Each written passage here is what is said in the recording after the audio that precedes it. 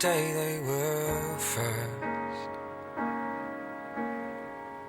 There's coming a day when the bridegroom is taken away, and in that day will mourn.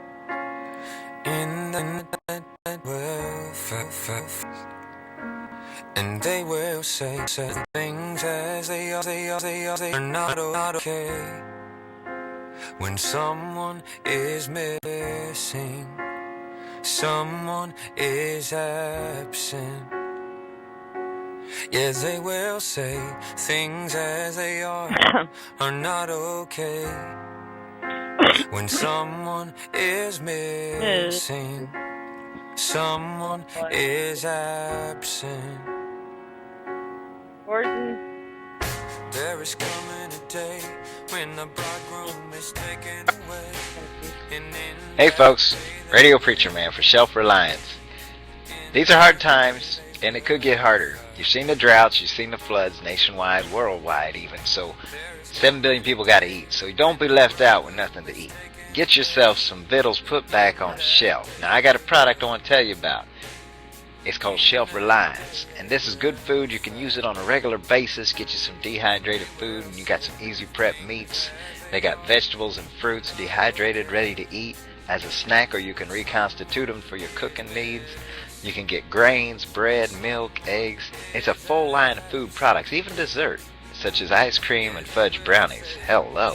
So check it out at radiopreacherman.shelfreliance.com. That's radiopreacherman.shelfreliance.com. It's also a wonderful business opportunity for those of you looking to do something with your lives on the side, or instead of being unemployed, or whatever your situation is, brothers and sisters. Things are not okay right now. Things are not okay. Things are not okay right now, Jesus.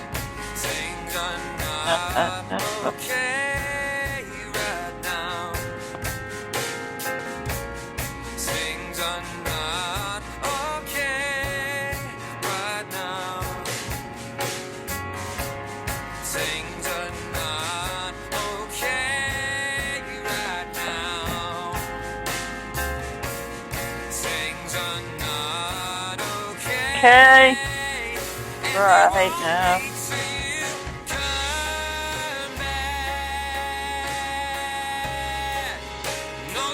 Won't be.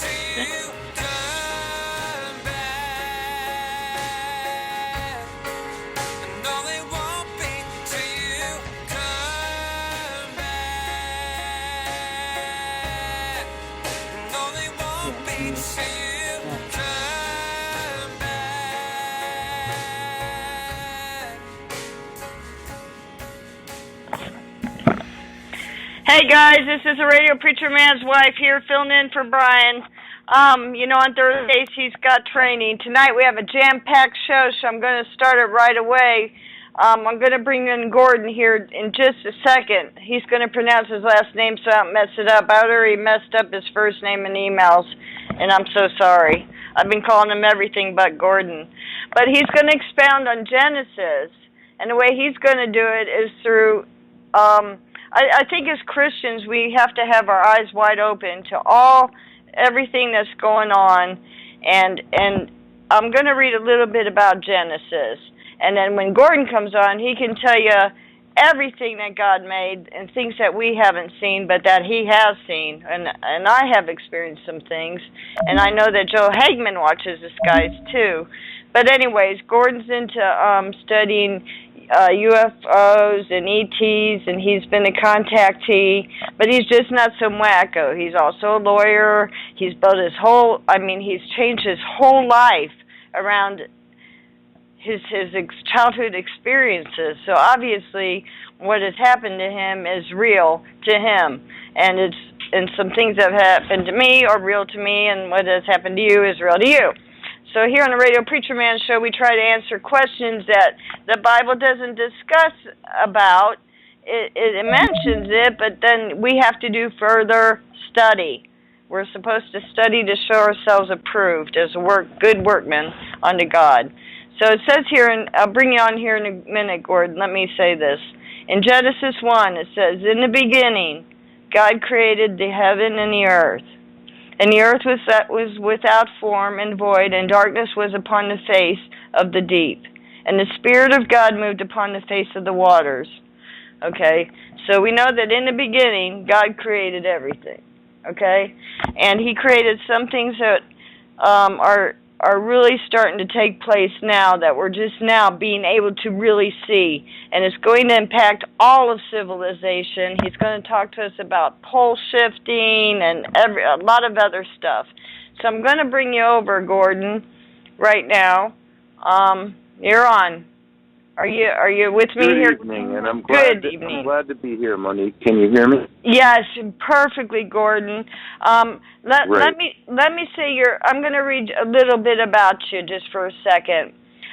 Gordon, okay. He had many UFO and ET encounters. His first one was in 1964. He was just a tiny lad, and he saw a mothership launching 3 saucers over San Juan, Puerto Rico harbor. He was selected as a future astronaut at age 15. I think at age 15 I was starting to smoke. And he received a grant from the National Science Foundation to study astronomy, astrophysics, and space science. I'm telling you, I think I heard him first on Coast to Coast, and then from there, he's been over like on 1,000 different interviews. We're really, really fortunate to have him tonight, and we're really happy that you came aboard, Gordon. How do you say your last name? Well, I'm glad to be here. My name is actually very simple, but if you want to look me up on Google, you're going to need to know how to spell it. So it's Gianni Noto, and Gianni is Italian for John. So if your name is John and you go to Italy and people aren't going to say, hey, John, they're going to say, hey, Gianni. And so that's Gianni, Gianni. And the rest of my last name is where my father was born, in Noto, Sicily, Noto, which is a fishing village. Just so awesome. And so it's Gianni Noto, and my mom was Scottish, so I got the Gordon James. And your mom told you that after you woke up from a little nappy, dude, that just to be quiet and eat your dinner and nothing really happened. Isn't that the truth? Isn't that the truth? So let's get right into it, because I'm going to let you lead this interview. You're better than me. I'm just a fill-in, but this is all being on blogtalkradio.com/Radio Preacher Man. We're also live at ChristiansUnited.tk.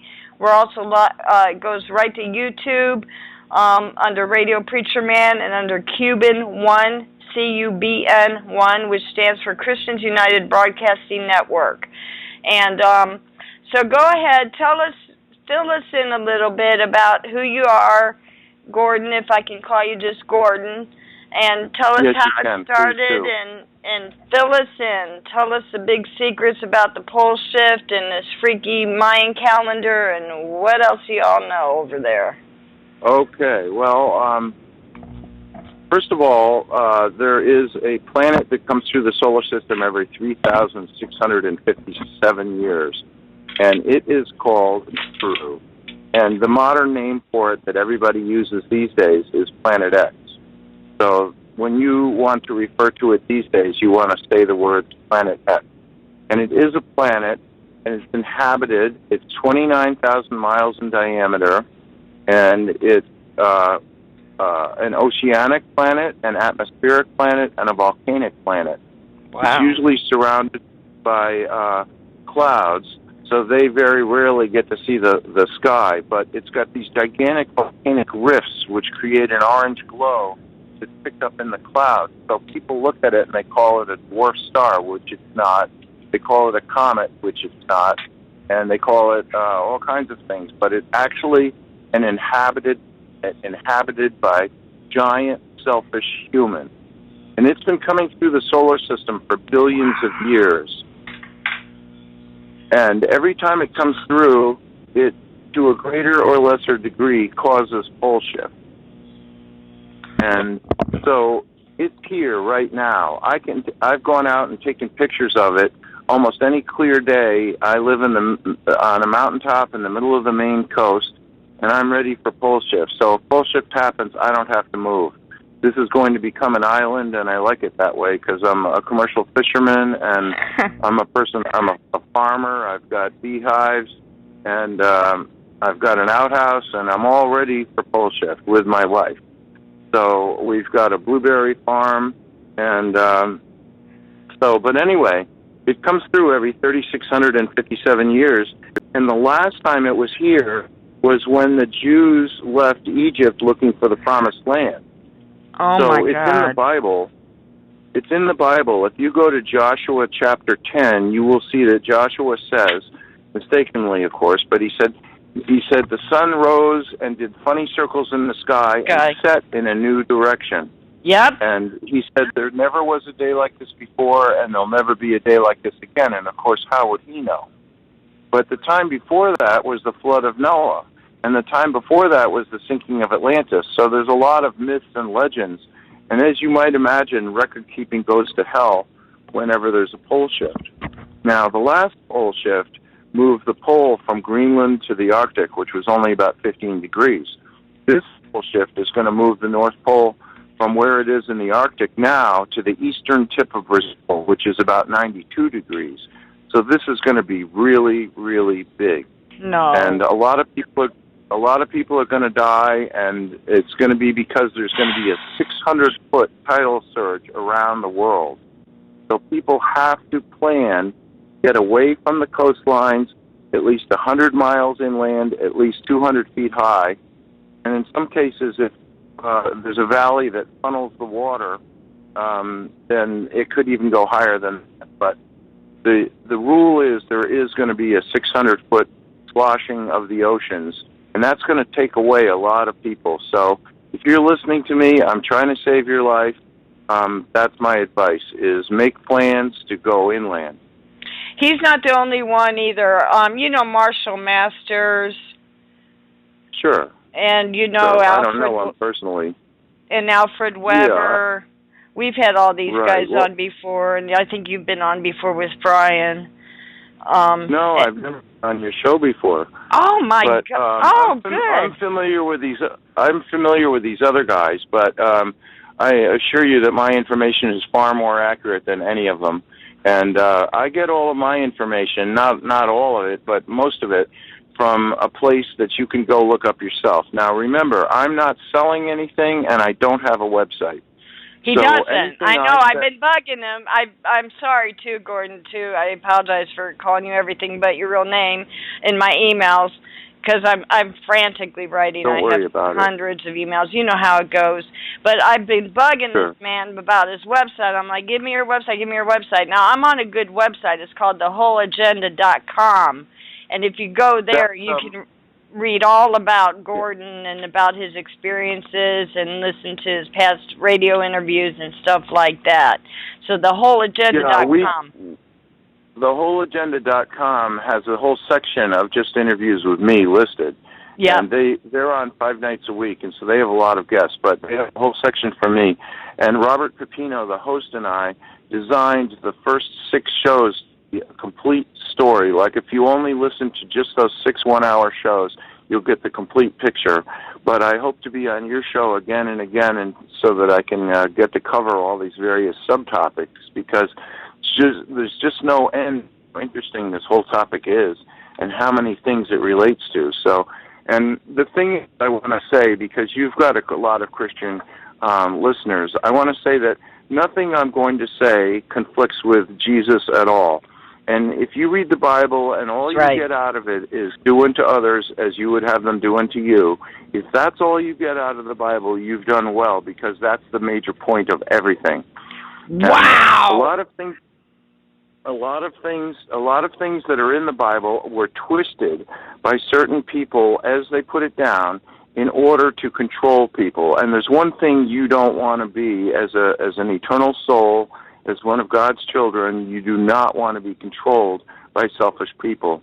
And so some of the things I'm going to say tonight are going to be news to you, but if you start looking into it, you'll see that you end up agreeing with me. And it will not threaten anything that you've learned as far as Jesus goes. So, he's a real person. He did what he was supposed to have done, and I'm going to leave that right there. But anyway, the Anunnaki, they're the people, these giants. They're 7 to 12 feet tall. They live on planet X, and they come through our solar system every 3,657 years. And you could say, well, how did they do that? The reason why is that the sun, our sun, has a dead twin way, way out in space. And they're actually in orbit around both stars, the sun and this other star. So they're part of our solar system, actually, but only every 3,657 years. It comes, it stays, and then it leaves. And when it leaves is when it causes pole shift. Now, you have to understand a very important concept. You've been lied to since childhood, since birth, in many, many respects. And one of them is that gravity pulls. And I know this is going to sound very strange, and you're going to go, no way. But I'm telling you, gravity pushes, it does not pull. And I, myself, called the foremost gravity researcher in the world in 1988, and I told him that I believe that gravity pushed. And I said, what proof do you have that gravity pulls? And he said, there is none. And I said, I've come to the conclusion after watching flying saucers that they're generating gravity, and that gravity pushes. And he goes, you may very well be right, and if you could come up with an experiment that would prove it, you would be the most famous scientist ever, which, of course, I haven't been able to come up with the experiment. But as you know, people say the universe started with a big bang, and then they theorized that everything would go outward after the bang, and then it would slowly come to a stop and then collapse back in on itself because gravity pulls. Well, guess what? Scientists have just announced this year that they have absolute proof that that the universe, the rate of acceleration of expansion of the universe is increasing. And that means that the universe is never going to come to a point where it stops and then collapses on itself. Instead, it's going to keep getting bigger and bigger and bigger. And there's other things they've found.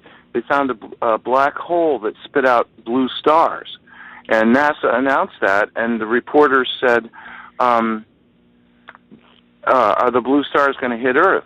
And they said, oh, no, it's going in the wrong direction. But the point is, if it's a black hole that sucks everything in, what's it doing spitting out two blue stars?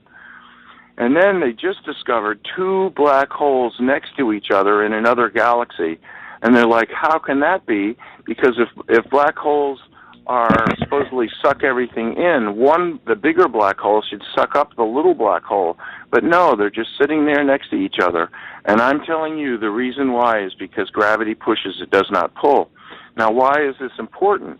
This is important because when Planet X comes through the solar system, it's not going to collide with anything. It's not going to collide with the Earth, it's not going to collide with any of the other planets, and it's not going to collide with the Sun. So that's the key phrase, is that it comes close, it causes pole shift, but it does not collide. Wow. Wow. Gravity, see, we've been lied to. Yep. Everything that you may as well just turn everything that you've learned in school, just do the opposite and you'll probably be right. I'm serious. Well, you know, I was looking at the electromagnetic spectrum, and sound goes out, but it doesn't come back. You never heard of sound sucking itself in. Light goes out, and it doesn't come back. Of course, you can reflect sound, and you can reflect light, and you can reflect radio waves, and you can reflect electricity, but it all goes out, and it doesn't come back. So why all of a sudden would gravity just suck in? It would have to. If it's on the electromagnetic spectrum with everything else, it would have to do the same thing, which is go out and not come back. Wow. So without a $5 million laboratory, just logical thinking on my own at home, I figured out that gravity has to push. And then I find out there's no proof that it pulls. None. Not one single bit. And the thing is, you don't have to change any of the equations, like to send a spacecraft to the moon or Mars. You don't have to change the equations at all, because you don't need to know whether it pushes or pulls. Because even if it pushes, there's still a point between the moon and the Earth where it's neutral. And if it pulls, there's still a point between the moon and the Earth where it's neutral. So for launching rockets and spaceships, they don't need to know. But I'm sure this is one of the greatest held secrets by the government. I can't believe that they wouldn't know. And but the point is, Planet X has already come back to the solar system. It was spotted in 1983, which by itself is interesting because NASA built a satellite to look for it. And they called it the IRIS satellite, Infrared Astronomical Survey, I think it was.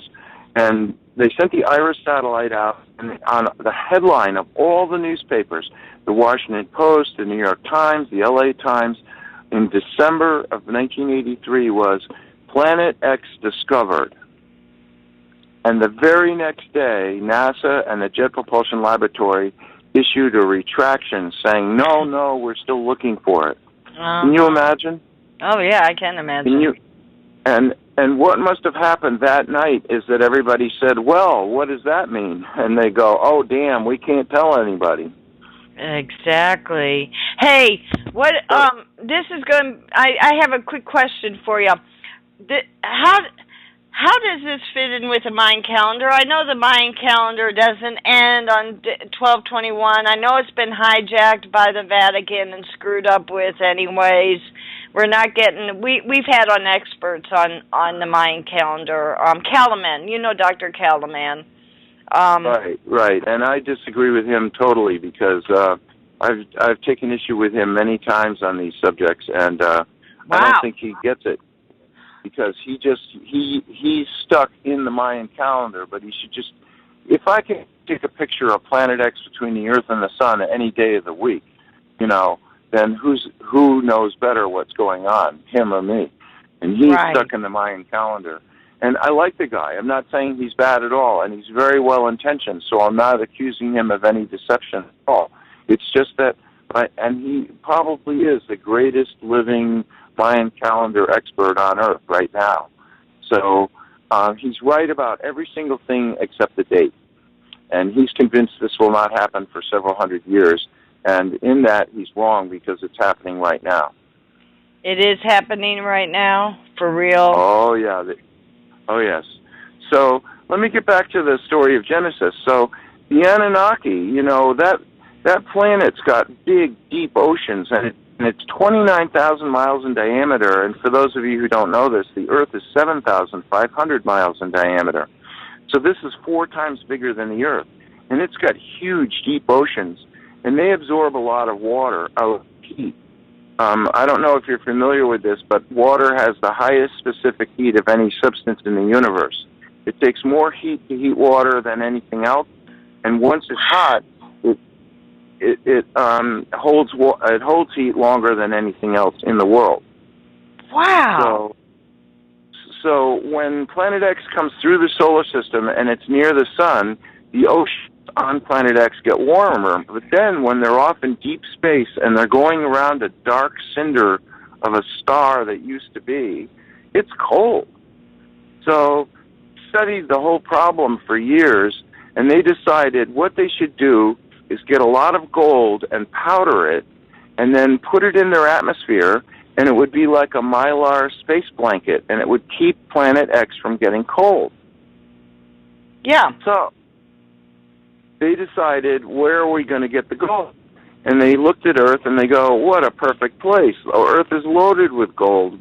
Mars is loaded with gold. Yeah. There's gold in a lot of places. So they said, well, how are we going to get this gold? So they said, and now this is about 600,000 years ago, and you can read a book on this, and it's called The 12th Planet by Zecharia Sitchin. And all these clay tablets were found in Sumeria, and they tell the story of Planet X and the Anunnaki on Earth. And it starts almost 1 million years ago, this story in the tablets. And about 600,000 years ago, the Anunnaki said on one of their trips through, they said, let's go to the Earth and Mars and build cities and start mining gold. So that's what they did. And about 400,000 years ago, the Anunnaki, and you know, it's pretty rough for them because the planet comes through every 3,657 years, and they don't live any longer than we do. So, you know, they had generations of workers mining gold, and then long after they die, it was going to be ready for shipment, and when Planet X came through, they'd load it up and bring it to their home planet. So they became frustrated. So about 400,000 years ago, one of their bright little geniuses said, why don't we create a race of gold mining slaves and have them do the work for us? And that's the beginning of mankind. So in Genesis, where it says there were giants in the earth in those days, the giants are the Anunnaki. And they're the ones who took their DNA and mixed it with ape DNA and created a race of slaves, which is us. So there was not just one Adam and Eve. There were thousands of them. And using Google Earth, they've discovered, next to the biggest gold fields on Earth, they've discovered in South America the ruins of a city that they've dated to 250,000 years ago. And this city was 200 miles by 150 miles and held at least 2 million people. So when archaeologists tell you that we were cavemen 10,000 years ago, they're lying to you. And they can't keep their jobs, and they can't get published if they don't keep lying to you. Exactly. So it's really sad. It's really sad. But anyway, the Anunnaki pretended to be gods. So how are they going to do this? Well, they made us defective. There's a part of us, it's called the pineal gland in your brain, and you've probably heard over the years or read or someone told you that the pineal gland in humans is atrophied. Right. And they're not sure what the gland is doing and why it's atrophied. That's the part of you that they made defective, that recognizes that you're an eternal soul. In other words, now you know that Jesus spoke out against every single thing that was wrong. He was not shy. He got angry at money changers. He got mad at people that were going to stone an adulteress to death, and he said, those who are without sin, let him cast the first stone. Amen. So when Jesus was alive, 1/3 of the earth believed in reincarnation, and yet you can read that Bible as many times as you want, and reincarnation is not even mentioned. Nope. You're right about that. If it was so wrong to believe in reincarnation, why did Jesus not speak out against it? And the reality is that you are an eternal soul. In each lifetime, you're born into a different body on a planet where you live a lifetime and try and become a better person so that you might be able to merge with the Creator someday, because you'll be so perfect that there's nothing in your way to do that. And that's your goal. Wow. So in a sense, we're all creators in training. And Jesus came to tell us what we need to know to do that. And so this was the lie, was that they are the gods. So they pretended to be gods, and they looked good. Lasers, they had rocket ships, they had bombs, they had nuclear bombs, they had weapons, tools, agriculture. And so they taught the slaves just enough to be good slaves, and that's us.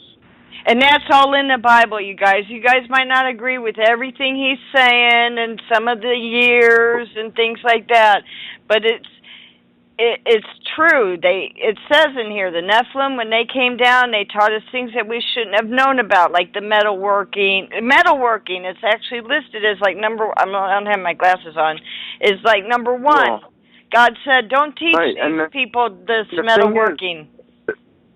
They were selfish, you see, and they couldn't even get along with themselves. And not only that, they had a royal family, and to continue the royal line, you had to marry your sister. So they were nasty, dirty, perverted people, and they were very selfish, and they had families, and each family started their own city, and that's why Babylon, Mesopotamia, Sumeria all were at war with each other. So they had different groups following them. So each one had his own little group. And just to give you an example, Jehovah had the Jews. Yeah. Okay? So the Anunnaki created man, and they're not particularly good-looking. Have you ever seen the statues on Easter Island? Yeah. Well, they're not particularly good-looking people, are they? No, they're not. And they all have red hats on, don't they? Yes. Why? Well, their hair, the Anunnaki are 7 to 12 feet tall, and they all have red hair. And those Easter Island statues were made to worship the gods, the so-called gods. So they created mankind, and they're looking at the daughters, the females, the humans, and they're saying, "Wow, they're hot. We better have sex with them." So that's in Genesis, that the men from above, the giants in the earth, looked upon the daughters of men with lust, and created a really bad situation where they created this race of slaves, and then they did with them, and it was an abomination to God. You know, and then when he had the flood, I've always wondered about this. And it says, and they were before the flood and after. Then why did God have the flood if He wanted to knock all the bad demons and bad spirits out? How come He didn't do it? That's one of my questions. Well, the thing is you've got to understand this Planet X thing. Right now, we're going to see it today as a tribulation, but it's a natural event. There isn't anything you can do about it. It comes through every 3,657 years, whether you like it or not. So this is now, the earth has many, many, many good people. Probably a third of the earth is very spiritual. They've followed the golden rule. They have empathy. They put themselves in the other person's shoes. They think of the other person first. They realize that we're all eternal souls. We all came from God, and therefore every one of us is worthy and equal. And so therefore, they're not going to take advantage of each other. And those people are entitled to graduate, and that's what's different about this pole shift. There's a graduation, and this is what it means in the Bible when it says there will be 1,000 years of peace, is there is about to be a spiritual graduation. So this is not just a natural disaster. This is a spiritual choice point. This is a fork in the road, and you had better make the choice to be a good person, to be conscious of other people, think of other people first, because you're no better than anyone else. Now, the Creator created all of us, and all of us are different, and each of us has a unique contribution to make that no one else can make. But the thing is that we all came from the same place, and hopefully we're all going back to the same place. So when you see yourself as better than somebody else, you're very wrong. You're very wrong. Yeah. And you have to, in this time, which is going to be a tribulation, you have to see that all the other souls are equally important. Now, selfish people, it isn't that they don't have empathy, it's that they block it. Because they're thinking, well, I'm the most important. I deserve to step on everybody else, and I don't care whether anybody else likes it or not. If I can get ahead, that's what I'm going to do. So you can understand all of life as an orientation. You're either oriented to service to others, which means you're unselfish, or you're oriented to self, which means you're selfish. Now, about 1/3 of the population has already come to the fork in the road and made the right choice, and that's why the earth is about to graduate a whole class. And the way it's going to do that is, in 100 years, not in our lifetimes, but in 100 years, we're going to go to a higher vibration, the vibration where angels and extraterrestrials live.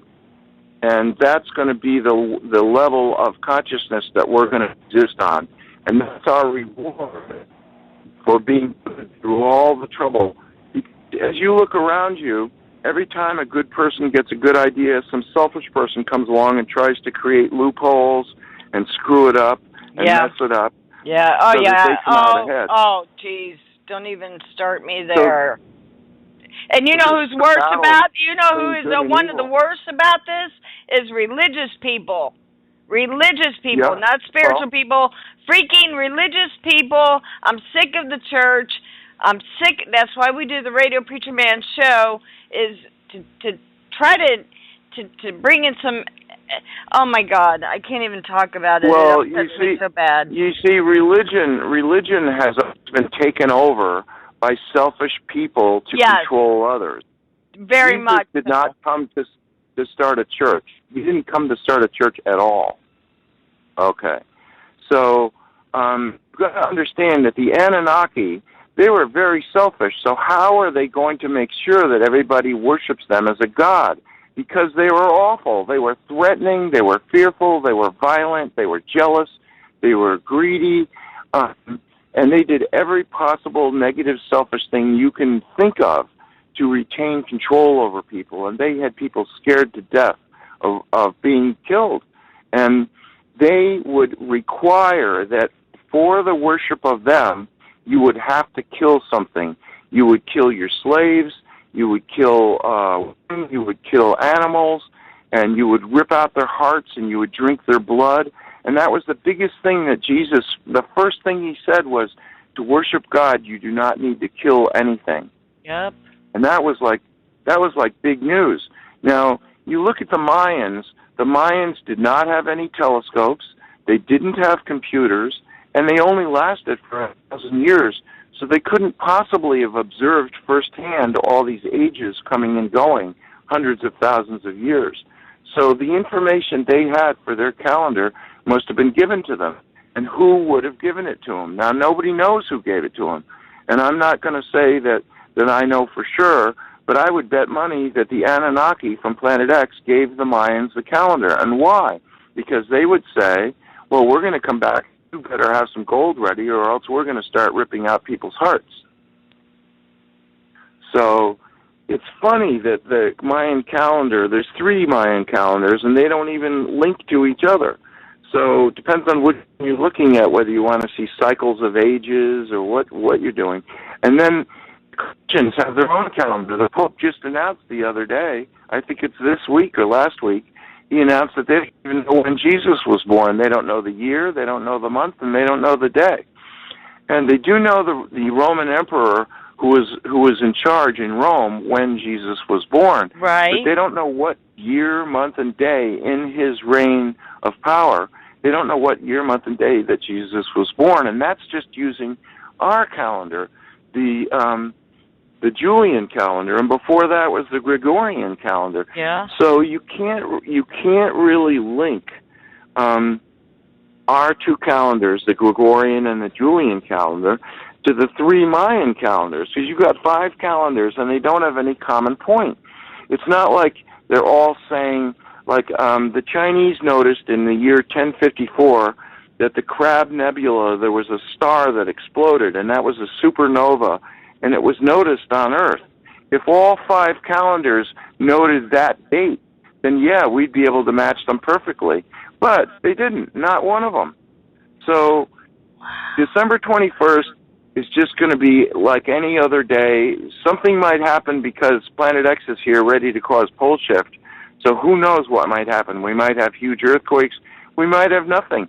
You might just be going out to breakfast on the morning of the 22nd and saying, well, the winter just started, the winter solstice, December 21st. Mm-hmm. But so you can't go by the Mayan calendar. But when you look at the Mayan calendar, it doesn't say that this is the end of everything or that it's doomsday.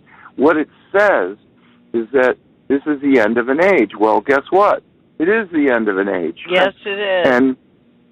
And whether the date is right or not, which of course it isn't right, still it's interesting that Planet X is in the sky right now. So their calendar was designed to tell them when the extraterrestrials would come back and want more gold. And so they were accumulating gold. When the Spanish invaded South America, they were mind-boggled. They saw gardens, acres and acres of gardens where every single thing in the garden was solid gold.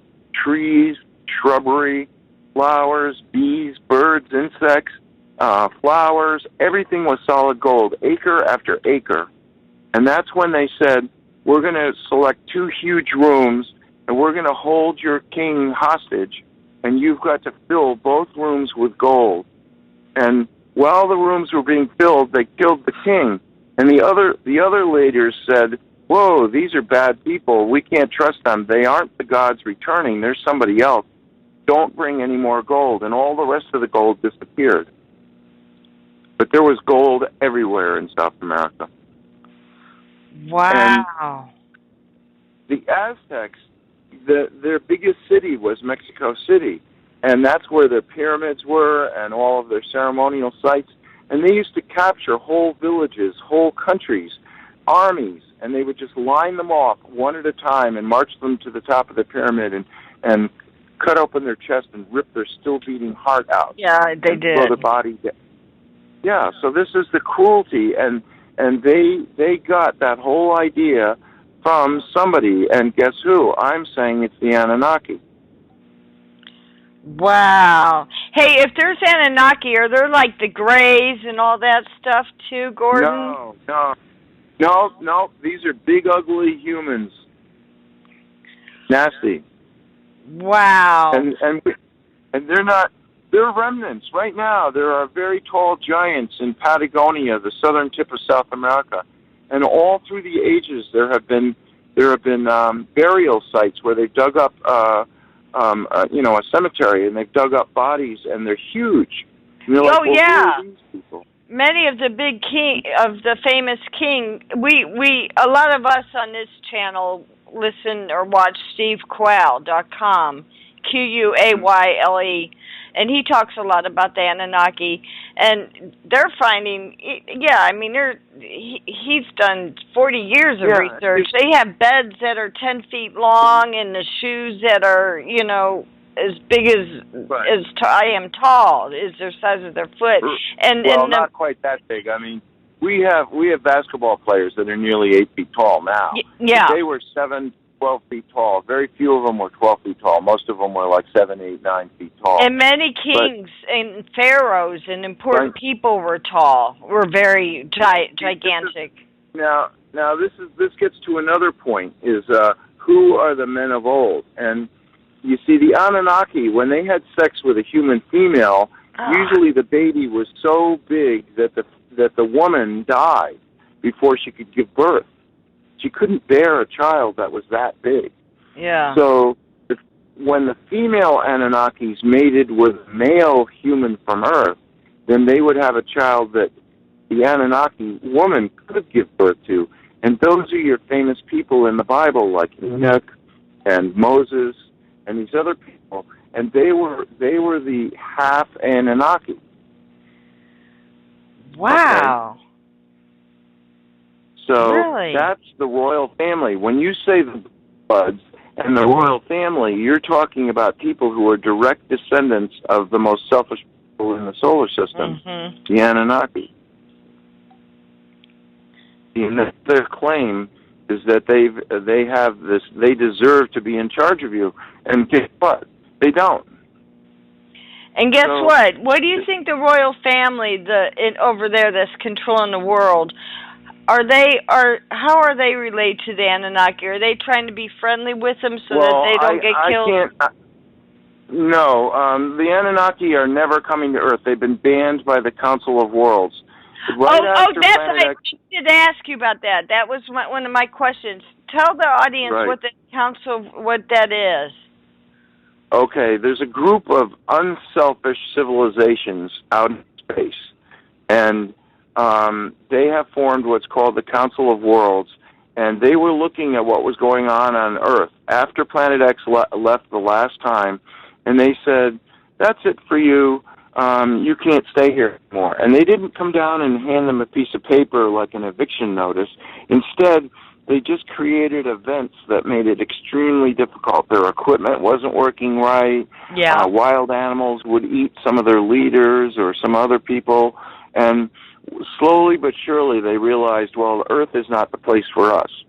So they left. And where did they go? Well, let's go to Mars now. In Mars, 500,000 years ago, they built pyramids on Mars, and they were mining gold. But and we're back up there to Mars. Did you know the government has got this big old the little bit that we get find out about? They got a big old interest in after Obama disbanded, quote unquote, disbanded NASA, and kind of told us all that it wasn't going to be in existence anymore. You know when he did that a year or two ago, Pharaoh Obama. Well, now we're back up in Mars. Earth people are back up in Mars. You have to understand that NASA was started in 1958. The United States government was contacted by selfish extraterrestrials, possibly even as early as the year 1900, I say. Other people say it was Roswell, but for sure, by July of 1947, the U.S. government learned about pole shift, that Planet X was coming back, and it was probably going to cause pole shift, and it was probably going to be really bad. And so when they formed NASA in 1958, you, the innocent listener, you think, isn't that wonderful? The government's paying to explore the universe and extend science everywhere.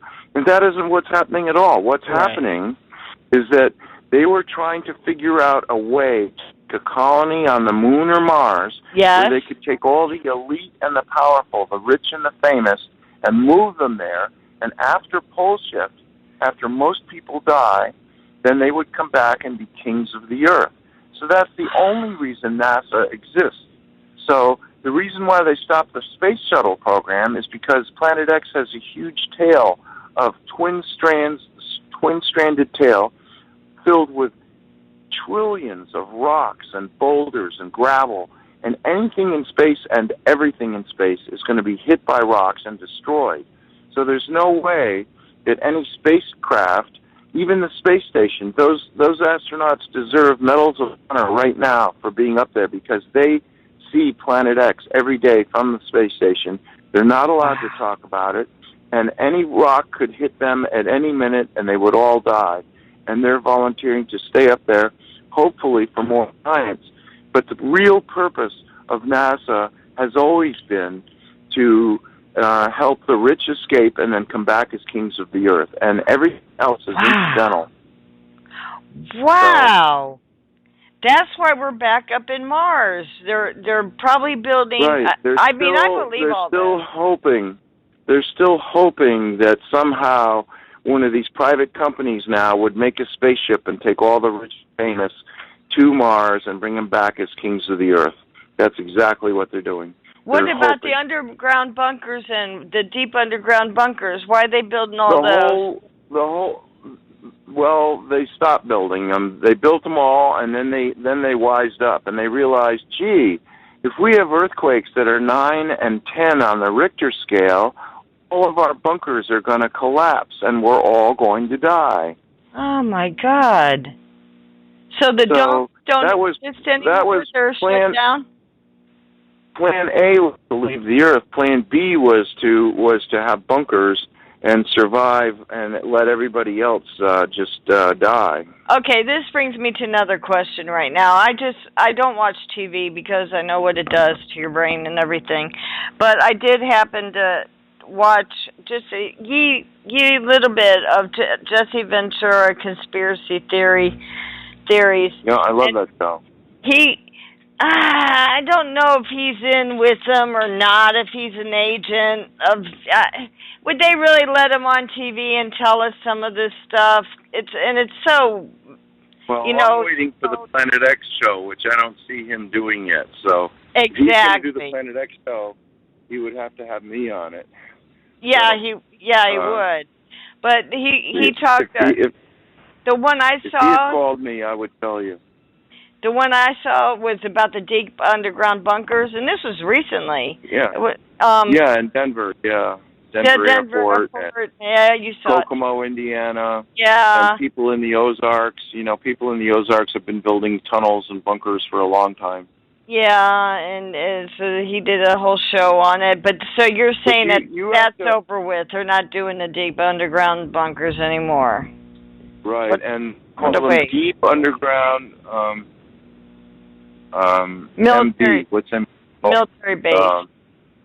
Military bunkers, right? Yeah. Dumb. D-U-M-B. Yeah. Well, that's what it is, dumb. But if you look at the patch on NASA, the NASA patch, which they wear on their shoulders, Yeah. it's got the three stars of Orion, and then it's got a big monolith, just like Arthur C. Clarke's 2001. Yeah. And Orion is the direction from which Planet X comes. That's why everybody was looking at that constellation. That's why the pyramids are arranged as the three stars in Orion's belt on Earth. Yes. That's why everyone looks at Sirius and Orion that are next to each other, and the Pleiades. And those are three places where humans from other planets come from, that come here to Earth. But the NASA patch represents the fact that they knew Planet X. That's secret code for them. That's the purpose of NASA is to get ready for Planet X. Wow. And now, but you see, the Earth is a schoolhouse, and the Council of Worlds said, you aren't going to Mars. You are not going to the moon. In fact, you can't cut this class. This is a required class, and you're going to be here, all of you.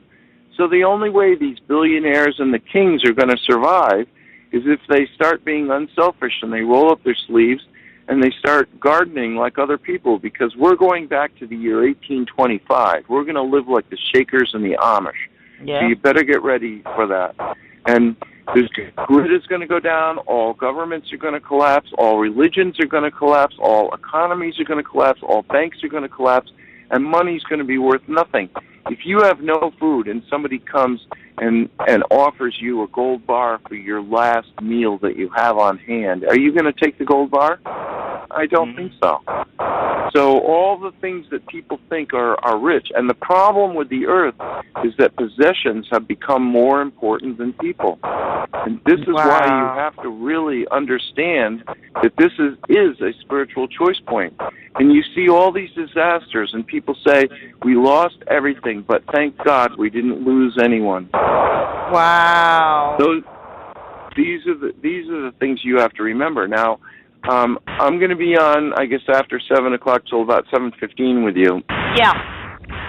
So that's about another 20 minutes. But I want to say right here that there is a woman in Wisconsin who is in telepathic contact with the unselfish, 100% human extraterrestrial Zetas, and those are the little grays. And just every single race, like I've already mentioned a few different extraterrestrial races, every single race has the good, the bad, and the ugly. And by that I mean there's the selfish and the unselfish. And the Zetas from Zeta Reticuli, which you can't see from the northern hemisphere, you can only see from the southern hemisphere, they are the ones who are giving information to this woman in Wisconsin, and they are the unselfish ones. And they came here to study us, and they clone themselves. So that's why they all look the same, but they're as different as you and me, but they all look the same. It's like if we all put on the same jacket, would that mean that we were all the same? No, we'd still be different. We just have the same. So they have the same bodies, but they don't have the same inside. So they're as different individually as we are, and they came to study us, and all of a sudden their cloning started to fail. And at the same time, they looked at our DNA, and they went, oh my God, it's 100% match. So what does that tell you about the Creator, that in different parts of the galaxies of different worlds, there's the same DNA? If a space-traveling group can come from light years away, traveling faster than the speed of light, and they can come here and their DNA matches ours 100%. Wow. What is Zeta Talk? So Zeta Talk is people, starting in 1995, this woman in Wisconsin, a lovely woman, she's much abused and much maligned. Lots of people put her down and make fun of it because they don't think there's such a thing as extraterrestrials. They don't think she could be in touch with them. They don't think that they would know anything, and they think the whole thing's a lie and that she's got a cult.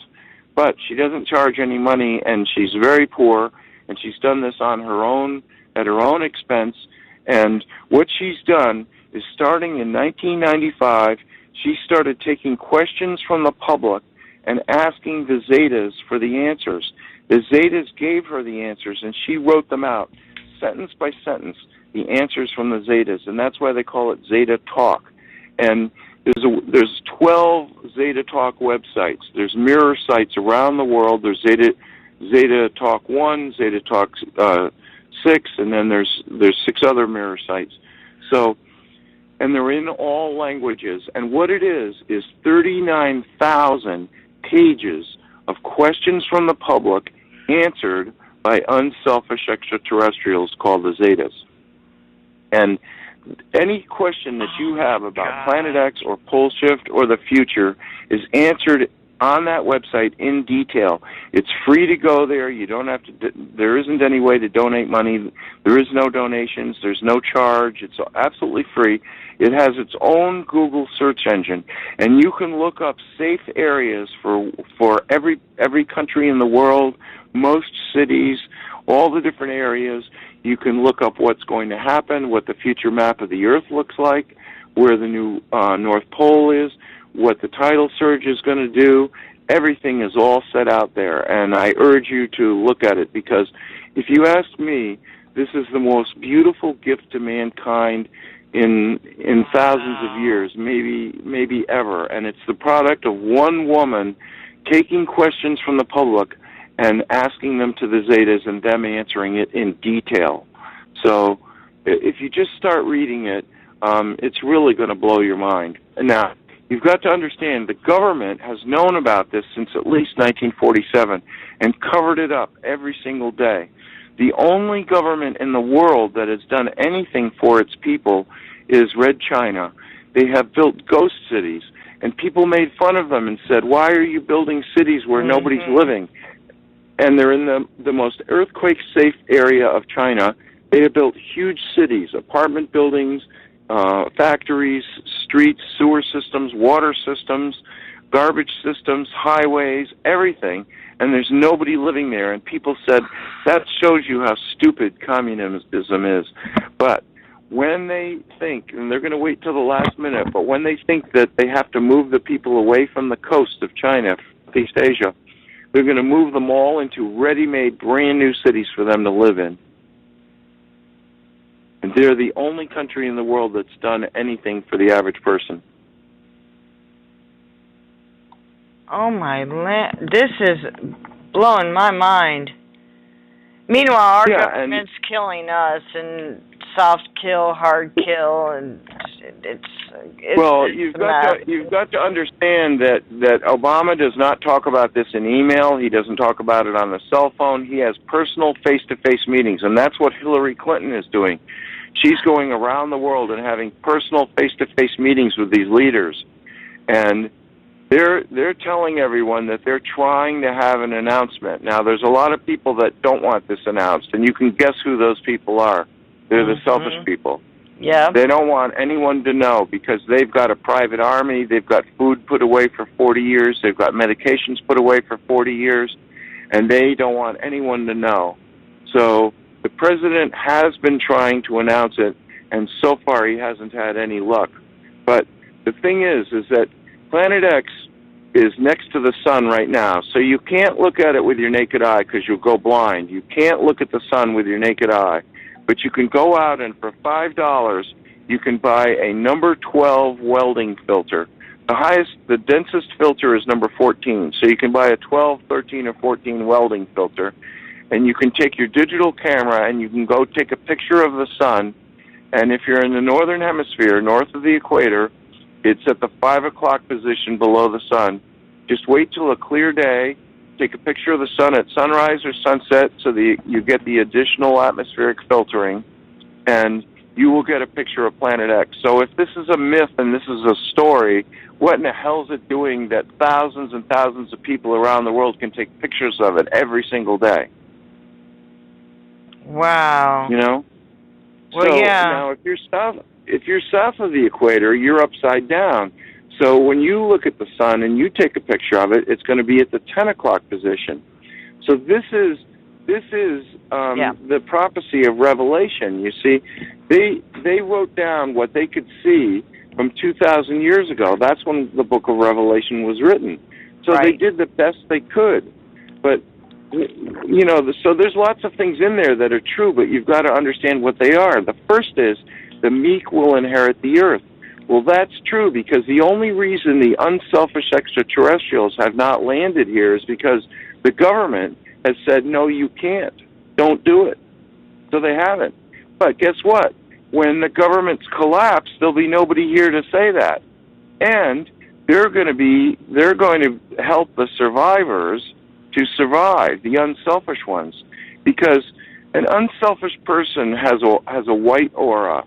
So this is a dark planet surrounded by clouds of violence, greed, anger, and selfishness. And when the fourth dimensional extraterrestrials look at the Earth, they see little candles in the darkness. So they can pick out every single unselfish person. They know who you are already. Oh. Wow. So the thing, Can they help protect the us? thing is, well, they're not going to do anything about pole shift, because that's a natural event, and this time it's a big spiritual lesson. So you know what, most people sit on their ass and don't do a single thing about anything unless they have to. Right. So Right. That's what this is. This is the ultimate situation. It's life or death. So this is what I have to say to you. If you only live 5 more minutes, make sure it's helping somebody else. Wow. You know, you're right. Come to think about the Beatitudes that you just brought up, Jesus, the whole thing was, and the most important commandment, he said, besides don't have any more gods beyond me, is love each other. That's what all the commandments hang on, is love one another, treat each other as your brother or better than yourself. Treat everybody better than you would even treat yourself. You know? Exactly. And I'll tell you what, Gordon, every time that I'm in a vehicle with Brian and we see people on the side of the road parked, or, you know, just sitting there with a sign that says hungry vet, or vet needs food, or whatever, we always stop. I don't care if they're scamming. I don't care if that's their gig. All I know is it could be an angel. It could be a test. It could be, I don't want to fail a test. I don't want to fail another human being. And I surely don't want to fail God. Right. So anybody that's, exactly. you know, we scrounge in our car and it's like, here's a half-eaten Snickers bar, that's all we got, and here's a buck, that's all we got, but take it. And we don't care, right. You know, what if he's scamming or if he's for real. We help right. no matter well, what. Share what you can, you know. And the thing is, that you know, sometimes just, you know, selfish people demand service. So some of these people by the road, not all of them, but some of them are out there to take advantage of you too, because it's easier than actually doing some work or doing something positive, you know. So the thing is that's why you've heard that saying that teach a man to fish and he'll be able to feed himself, whereas if you just give him one fish. So you have to use your brain, you know. You have to figure out, like, how can I really help this person the most? So don't just mindlessly service selfish people, because when this happens, Monique, when this happens, there's going to be a lot of really selfish people that are going to go to the unselfish people and say, take care of me, save me. And they're not going to want to do one single thing. They're going to want to be serviced full time. And you, as a person who understands the Creator and as God, and you understand the eternal soul, you've got to realize that these people have got to start helping you help all of you. Mm-hmm. You know, and if they're not willing to work together with the group, then you're going to have to banish them or kill them. I mean, it's going to be a serious life or death situation, but you can't endanger a whole group because a couple of selfish people show up and say, well, now everything is ours. Right. I mean, there's going to be some tough choices, and there isn't any way for you to know now what those choices are going to be. But I can tell you, expect some really, really tough choices, and just do the best you can. That's all you can do. You know, use what you know, from life to decide what you should do about each situation as it comes up. But the thing is a third of the earth has already made the right decision, has already lived their life every day where other people are more important than them. And those people, it's like the whole universe has come, 1,000 extraterrestrial groups. 7 billion extraterrestrials are here right now to watch this graduation. And that's exactly what it is a graduation for those who deserve to move on. And those are the people that deserve to move on. And it's a reward. Wow. And all those thousands of years of cruelty and selfishness and pain and suffering are all going to be rewarded. The people that made the right choice are all going to be rewarded. And that's the meaning of the meek shall inherit the earth. It means the spiritual people. It doesn't mean stupid people. It means smart, kind people are going to inherit the earth. And so what's going to happen is gradually the selfish, because they fight between themselves. They just as soon kill each other first. So they're going to disappear in these tough times. And we're going to end up where the whole earth is unselfish people. And so there is a new day coming, and it's going to be a wonderful day. And we're going to have the Christ spirit in all of us. And we're going to be kind and considerate. And whether we live 5 more years or 5 more minutes, if you spend it trying to help other people have a better life, then you've made the right choice, and you will be rewarded with an eternal life. Wow. Gordon, this brings me to a weird question. Let's say that you're a murderer and you're on death row, and at the last minute you say, "Oh, now I accept you, Lord Jesus, as my Lord and Savior." I mean, you're not God, but what is your opinion on that? Well, you see, there's 2 levels. The first level is karma. In other words, if you kill somebody, then the best way for you to understand what you did to somebody else is for it to happen to you. Yeah. Okay? So, karmically, there would be a situation where to balance that distortion that you created, it's your distortion, you created it, to balance that, you would have to be murdered just like you murdered this other person. Mm-hmm. And then that would balance it. But if before that people there was a house on fire and everybody was going to die, and at complete risk to yourself, you ran in to save everybody in the house, then the law of grace would operate. And the law of grace would forgive your sins because you have demonstrated through not only intentions but behavior that you have learned your lesson. And so that's the key. Wow. It isn't enough to just sit there in your jail cell and say, yeah, I wish I was a better person. I'm going to be a better person from now on. But every single time that there's a chance to prove it, you prove it. It isn't just intentions, it's deed. It's both. Yeah, so people in jail who do get to hear anybody. This, yeah, exactly. Do what Gordon's saying. That's a good starting place. Is just all of us can just be nicer to each other and help each other, especially now.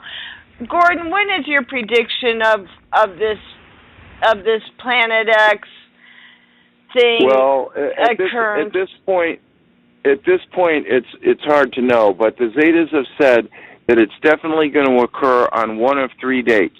It's going to occur on August 1st, December 1st, or April 1st.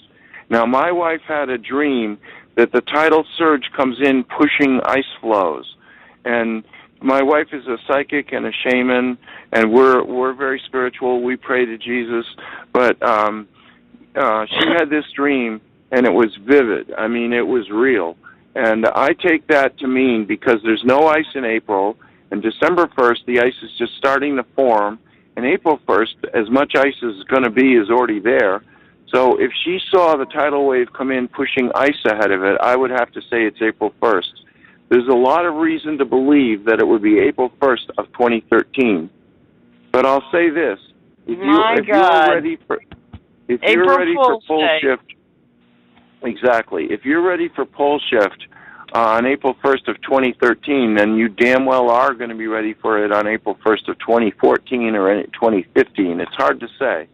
But the thing is that the Planet X right now is, you've got to realize the Earth is 93 million miles from the Sun.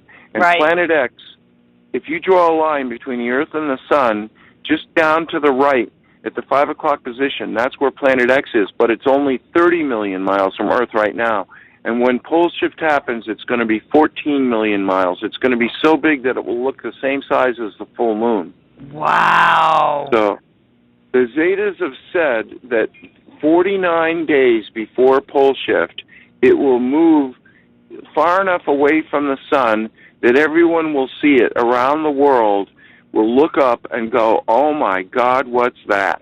And there'll be this giant red planet, a reddish glow, a cloudy planet with a reddish glow in the clouds, separate from the Sun. So that would mean Valentine's Day. So if that's what you see on Valentine's Day, then you know you've got 49 days until this happens. Now, the magnetic poles are not going to shift. If you could stand on a desk and you could reach up and grab the solar system and put it down on the desk where you are and look at it, you would see that the North Pole of the Earth, the North Pole of the Sun, and the North Pole of all the planets points up. Mm-hmm. So what's going to happen is that the crust, now you know granite is very heavy. It weighs 200 pounds per cubic foot. You may not know this, but all the continents are granite, and they float on the magma. So what's going to happen is the crust of the Earth is going to slip over the core, and in doing that, there's going to be horrible sounds like you've never heard before, like subway cars crashing, like trumpets, like horns, like singing, like ringing. There's going to be horrendous sounds that are going to scare everyone that hears them, and that's the crust coming free of the core. And the crust is going to slide up until the eastern tip of Brazil is over the North Pole of the core. Oh, my God. And then it's going to be dropped in position right there. And so the new North Pole is going to be Recife, Brazil, the eastern tip of Brazil. And oh, my God, you're depressing me.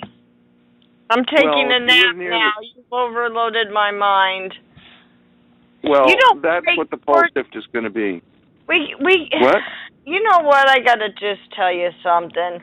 Brian and I, we really have devoted our life to trying to get the truth out. And people think that we're not really Christian because we have on, UFOologists and people who... That's not true. Nothing that you're saying contradicted one thing that, in fact, what you say supports what Jesus says, just in a different way. He didn't say there's going to be pole shift. Well, he probably does. It's probably in here somewhere. The Bible tells everything about everything. But when you brought up Joshua, that is true. That day was very, very strange. The sun did spinning things and then stood still for a while. And then set in a new place. Yeah. Exactly. So how? And they found records in China where the emperor of China said, all of our maps are off now. We've got to go re-explore the whole world and remap the whole world because north isn't north anymore and south isn't south anymore. It changed, and that was 3,600 years ago. A Chinese emperor sent out fleets to all corners of the earth to remap the earth. Wow. I do know here in Florida they're repainting, tarmacs for the airplanes because the North Pole, they had to... No, they only repainted one, and that was wrong in the first place. Really? Every airport runway in the world has how many degrees away from north it points. So... what they did was, if they had to repaint the runways, they would have had to repaint probably 30 million runways on planet Earth, and they only repainted one, and it was in Florida, and that was because it was wrong in the first place. I didn't know that either. You see, the magnetic pole has been drifting to the west towards Russia for a while now. And that's why every boat needs a compass that's accurate. So in every seaport on Earth, there are people that look for the magnetic deviation, and they charge money to reset your compass.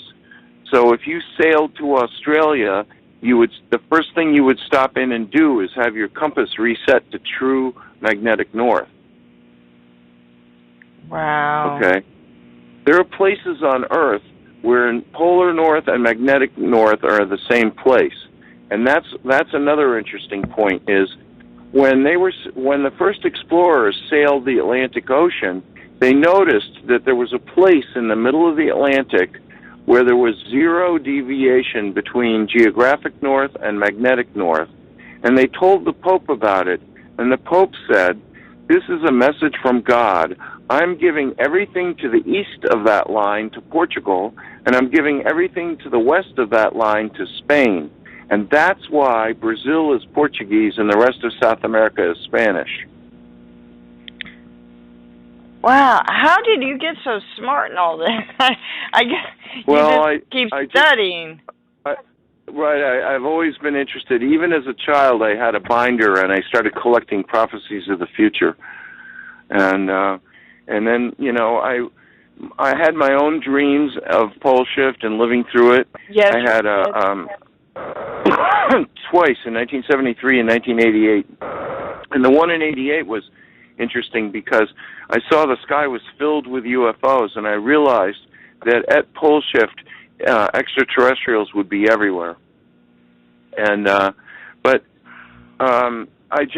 always been interested in it, and so then I met my wife, and she's had contact with the Zetas, and I had contact with the humans from the Pleiades, and then we started having contact, and together in the last 23 years we've been together, we've seen over 36 saucers. We've had ETs in our yard. We've had ETs in our house. So this is real. This is no joke, and you can tell I'm not a stupid person. And if I were making this up, I couldn't even make it up. You know what I mean? Exactly. This is like, there would be no motive. You're not making any money out of it. You don't even have a book out. Exactly. By the way, so you need to write a book if you could hurry it up and. Exactly. I found out it takes 2 years from the handing in the manuscript to seeing a printed book. I know. So, maybe you could do some sort of DVD where you just talk or something. Yeah, do something quickly. Well, if you do a Google search, you'll find I've been on Coast to Coast, and somebody posted that on YouTube. There's some other interviews I've done on YouTube. Yeah. And then you can find links on various sites. I've been on the Kevin Smith Show quite a few times, and so there are places you can go to listen to me. Some of them, like Kevin, charges you and Coast to Coast. You can't listen to the archives unless you're a member. Right, exactly. But, hey, I'm glad I met you, because when pole shift happens, since you're an unselfish person and we're an unselfish couple, then we'll make it up to your blueberry farm. And we'll help you fish, and we'll be fishers of that. Monique, Florida is not a good place. Not only is there going to be only is there going to be a 600-foot tidal wave, but Florida's going to sink 150 feet. So, but listen, I know that you have another guest, so I'm going to get off. But I want to tell you a quick funny joke. It's not even a joke. This is how weird our whole life goes. Brian, oh my God, I cannot believe this. Brian just got a job. He's been with the Post Service for 20 years, but he quit recently so that he could finish his master's in chaplaincy, because we know time is short. We know, let's get on with life now. Well, then they lowered the age while we've been going through school, so he's now too old, even though he's only 42 years old. They don't want any Christian chaplains. He's too old to go back in as a chaplain. So anyway. Oh, come on. No, I'm not kidding. And we just started school in '09, but it was slow going for his master's. It was slow going because he was working 40, 50, 60, 70 hours a week at the post office. And good paying job, too, and all the benefits. But we gave it up. We gave it up mostly for the ministry, too, because he'd walk in every day at 5:30, and he wouldn't know who his guests are. He was out of it. You know, you have to be in it. Right. You kind of have to live this life if you're, you know what I'm saying. You live it all day. You know, you have to focus on what's important, and what's important is helping as many people, and you're doing a service to humanity, and God bless you. God, thank you. But today I sent him on a job interview. Guess where it is? The coast in Cocoa, Florida, which is on coast. Well, At least we're should really listen. All of your listeners should, if they live on the coastlines, they should, on the weekends, they should drive inland and check out little villages and places where they might want to live and meet people there and see if you like those people and see if you get along with them. And then if you realize that you have to move. Now, I moved 25 years ago because I knew all of this was happening. So now I know everybody within 50 miles. I absolutely know them all. And everybody knows me. So I intended to do that. I moved here because of Pole Shift in 1985. But, you know, now time is short. So on your weekends, go explore little towns and places where you might like to move and see if you can make some friends there and see if worst came to worst that you'd be ready to go in a moment's notice and go make a new home with those people that you liked in the place where you felt comfortable. That's the best thing to do. And then tell your family, look, you might not believe me now, but when you decide to go, this is where I'll be. Wow. Thank you for coming on our show. I'm going to have to cut you loose. I'm going to be watching Zeta, looking up Zeta Talk. I'm probably going to be obsessed with that because I get obsessed with things. Well, and they have a weekly newsletter, and they don't send it out anymore. You can look it up on their website. It says Newsletter Archives.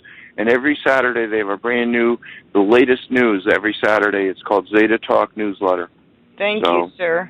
And I'm going to definitely be having you back on, definitely. I'll be in contact with you. So I'm going to be on January 9th, I believe, is what our next show is, January 9th. So look forward to that.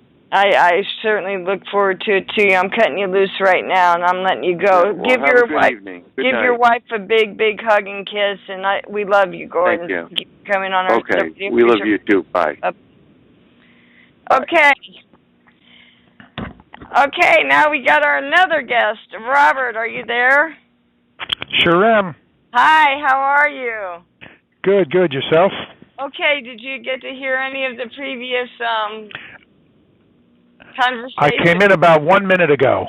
Oh, perfect. So I heard that she, I guess she or son are going to Cocoa Beach, Florida, which is a lovely community, lovely beaches, and a very nice part of the state.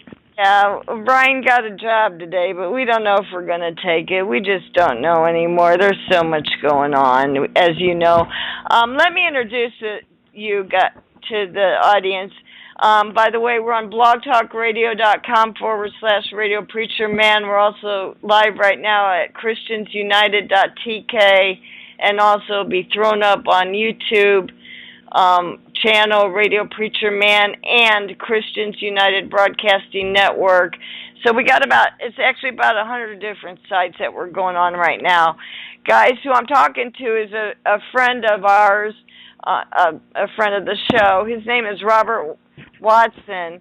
I'm just going to read a little bit because his resume is humongo. But he's a professor, author, media commentator, and active volunteer in the community. In 2007, Dr. Watson joined the faculty of Lynn University in Florida, where he serves as professor and director of American Studies. And he spent years and years teaching at different universities. I used to be a professor, so I know that whole political thing there. So he's published over, now get this number, 30 books. And that's amazing. Do you have a ghostwriter? No, but I have a very patient wife and very patient children. Oh my God, that's crazy. I had to do, of course, your dissertation. I count as a book, and then a couple other books, but not 30. And these are like bestsellers and stuff like that. He's been interviewed by the CNN, New York Times, Chris Matthews, The Daily Show with Jon Stewart, blah, blah, blah. He's been to national conventions. What he studies is American presidencies and the problems in our politics and the things like this. And but anyways, like, he's a huge expert, and we're very, very blessed to have you join us. And I'm glad that you're giving up some of your time to help our audience understand what's going on right now in the political arena and what we can do and what we need to do, et cetera, et cetera. So, given that, go with it, Dr. Watson. You got the floor. Well, first off, thanks for the very kind introduction. It's a pleasure to be here, and I offer my support to anyone who's reaching out to the public, whether it's in person, whether it's through the airwaves, in print, through a social media platform, to try to engage people in a conversation. Yeah, we're at a very critical moment, I think, in American history, and that is this. I would submit that among all the problems that we have, of course, internationally with Syria and Iran, and of course there's problems in Iraq and Afghanistan. There's climate change and a massive trade deficit, and Russia and China and North Korea always seem to be misbehaving. There are so many domestic problems with from a crisis, I believe, in education to a lack of commitment to environmental issues. I mean, the list goes on and on and on. But I would submit that of all those, probably the main challenge facing us is incivility. I think that we're at a low point in terms of our ability to agree to disagree or to break bread together, to sit down with folks that we disagree with, but still realize that you and I, or we may have a disagreement, but that doesn't mean we're enemies. We're both Americans who have differing points of view, and we ought to be able to break bread and get things done. Congress, for example, is at an impasse. When the Democrats say left, the Republicans say right, and when the Republicans say up, the Democrats say down, and it's brought government to a gridlock. Here we are, of course, facing this so-called fiscal cliff at the end of the calendar year, whereby tax increases will go up almost across the board in many different segments.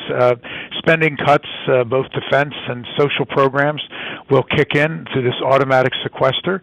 And if we don't get Congress together and have them prevent this, we're going to drive off the fiscal cliff, and this is going to result in real economic pain for middle class and less advantaged Americans. And you and I know that if you have a problem, you don't just take an axe to it, you take a scalpel to it. There are many public programs which should be increased in funding, and there are others that should be decreased by a little, and some that should be eliminated. So we don't just push across-the-board cuts, which is what this irresponsible action that Congress has set us up for is going to occur. Beyond the economic pain, however, there's a very worrisome symbolic ramification. Imagine the signal that this will send to our allies and our enemies around the world. If we cannot prevent this from happening, it'll send a message that we are utterly incapable of governing, even in times of crisis in this country.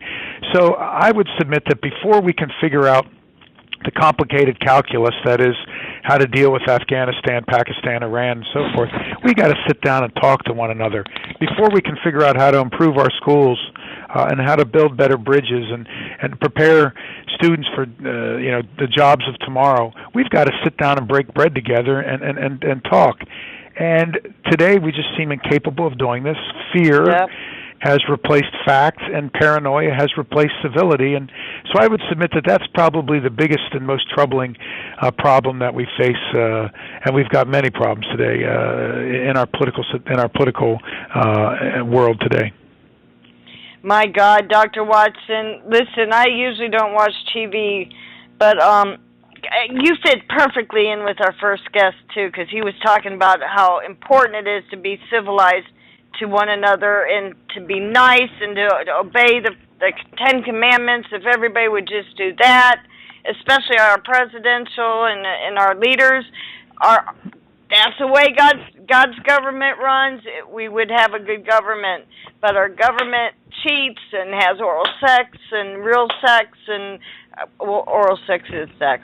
But anyways, in the White House, and God knows what else, and making bestiality legalized, and now gay people legally married, and oh my God, the list goes on. And so anyways, I turned on the TV today, which I usually don't do, but I did, and it was on MSNBC, my most hated channel, but it was all day, 29 days till we fall off the fiscal cliff, 29 days and counting, or whatever, how many more days there are, but less than 30.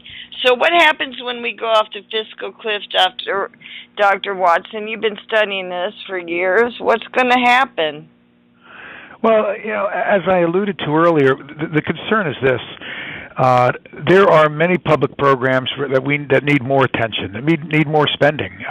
For example, I think we probably need to continue our commitment to providing good body armor to our men and women in uniform. Thank you. We failed to do that for a few years, and we have men and women who are in a Humvee that run over an explosive device, and they're torn apart because of that. If we provide the best body armor possible, we could save lives. We're providing a lot better body armor today than we were at the start of these conflicts, but there's always room for improvement. So, for example, I would submit we need to spend more money on that program. However, we have duplicated services in the Pentagon. There are then we probably need to cut them out, not just cut, but eliminate the programs. There are certain forms of social spending that we absolutely need, and we should probably spend more on, and there are other areas where we should get rid of. But what the sequester does, which is what Congress set us up for, if we go over the so-called fiscal cliff in January of 2013, automatic across-the-board cuts kick in, basically half on defense and half on non-defense programs, and that's not the right way to fix this economy. If you look, for example, at maybe financial support, student loans for college students, we probably need to do more of that. We don't need to cut that program. We're having trouble competing around the world as is, and whether it's mathematics, science, right, technology, engineering, geography. Our students are trailing behind students all around the world. We're being outproduced right now and by the South Koreans, the Indians, the Chinese, the Germans, and so forth. We probably need to put more money in research and development and student loans. But those programs will be cut the same as senseless, wasteful programs. So the concern here is that under Article 1 of the Constitution, Congress has the responsibility to legislate. What they're doing is they're trying to avoid their constitutional responsibility by setting up automatic cuts that avoids them from having to make the tough decisions. We need them to make the tough decisions.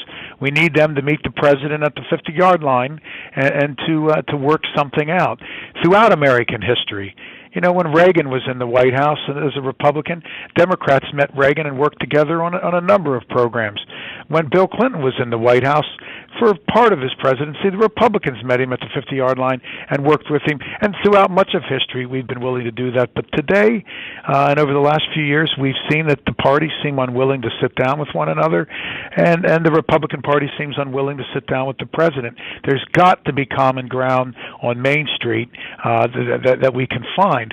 And again, I fear that if we don't come to an agreement, there's just going to be more bad blood and venom spilled, and the political process will be even further bloodied. And the message that this will send around the world is not the right kind of message of American leadership at a critical moment in our history. And the economy has, the collapse that we saw in 2008 has, by any objective measure, irrespective of where one is politically, it's stabilized. Now, we're not out of the woods. Growth and recovery is slow. It should be better, but it's stabilized. What we don't need to do right now is, whether you're a Democrat or Republican, is to risk the stabilization and a slow recovery by gutting essential programs, increasing taxes on people that can't afford to have a tax increase. So this, I think, is a huge test for our Congress.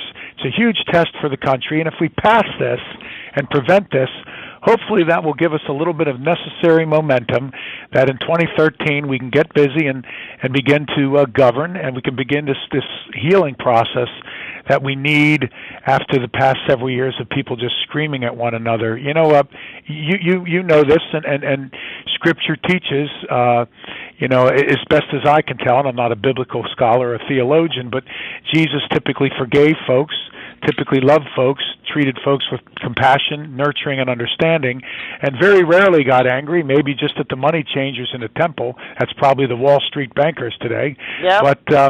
But what we need is to not thump our chests, pump our fists in the air, and scream at one another, which is what the radical right and the radical left do. We need to sit down and break bread and begin to work things out. And again, heck, think of it. My wife and I don't agree on everything. My best friend and I don't agree on everything. My sister and I don't agree on everything. And I don't agree with my kids on everything. But we love one another. We work beyond those differences. And we're able to function as a family, or I'm able to function at work, and so forth and so on. So Congress simply needs to hold itself to the same standards that families and employers and average citizens all across the country hold themselves to day in and day out. God. But Obama, all the presidents, they're so crooked, Doctor. They're bums. Well, I wouldn't say all of them. I don't think you can say all of them being crooked or being dumb. For example, for instance, Harry Truman and Dwight Eisenhower, those two presidents pretty much made it through their presidencies without a major scandal. There were a couple of minor, claims against Truman, and maybe Ike didn't quite aggressively enough deal with some civil rights issues at the time. But generally, Eisenhower and Truman made it through their presidencies without much in the way of a scandal. I think that almost all historians, I certainly do, consider Truman and Eisenhower to be men of great integrity and great honor. They were able and enthusiastic public servants. Again, each of them had their issues. Eisenhower, before his presidency, had an affair, it appears, with Kay Summersby, a British driver during the war. But Eisenhower did have a solid marriage. His kids were well-adjusted. His grandchildren today are remarkably successful. And Ike's legacy as a leader, both during the war and in the White House, is I think, superb, as is Truman's. In more recent years, Reagan had the Iran-Contra scandal, but you take, and that's a big one, and I'm not excusing it for a minute, but day in and day out, the Reagan administration generally functioned pretty much free of scandal. And from an historical perspective, Obama's presidency has pretty much been free of any major scandals, a minor thing here or there. But, if we compared a lot of these presidents to corporate CEOs, or if we looked at the way some Enron or WorldCom or Halliburton, if we looked at the way some corporations are run, goodness, government would come out smelling like roses. So yeah. I worry that, now this is not to say we've certainly have had, Bill Clinton's sexual infidelity and Richard Nixon and with Watergate, which was petty theft. I mean, we've certainly had some real doozies in history, both political parties in the White House and in the Congress, and I'm not at all forgiving them. But we've also had your George Washingtons and your Abraham Lincolns and your Teddy Roosevelts. We've had some, magnificent leaders that have put the country on their shoulders and carried us forward and carried us through some critical periods, be it the Revolutionary War, the Civil War, the Industrial Revolution, you name it. So, I think it's a mixed bag. I think that by any objective measure, we could say that perhaps half our presidents were successes and maybe half of them were failures. I don't like those odds. I wish they all were successful, but presidents of both parties have done things. Even if you're a Democrat, you cannot deny that Reagan helped roll back the Soviet Union, and some inspirational speeches at the Berlin Wall were really important messages for the world. By any objective measure, folks need to give him credit for that. But by the same token, by any objective measure, Republicans need to give Obama credit, for example, for improving the quality of body armor sent to our soldiers, for promoting stem cell research so that families suffering from Parkinson's, palsies, Alzheimer's, AIDS, and any one of these catastrophic healthcare issues, hopefully in the near future, American scientists will be on the cusp of a cure or some type of treatment. So, we've got to be careful to to not be too angry with our leaders, but by the same token, you I think, are completely justified in having some anger or concern with those that fall short. They are our public leaders. We elect them. They're charged with the public trust, and it's our responsibility as citizens to hold them to that high moral standard. Yes. What can we do to make them to do that? Writing letters don't help. It doesn't help. What can my listeners do? What can my listeners do to straighten our government out?